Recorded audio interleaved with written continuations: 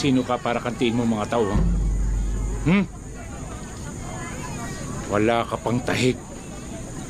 Kaya kong pagpantayin ng mga paa mo rito.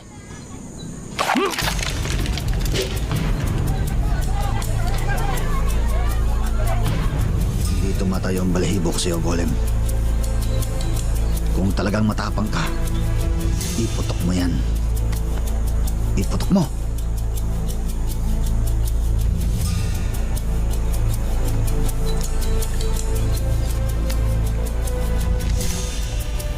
Tumayo ka, Asyo. Huwag mo akong bastusin. Harapin mo ako.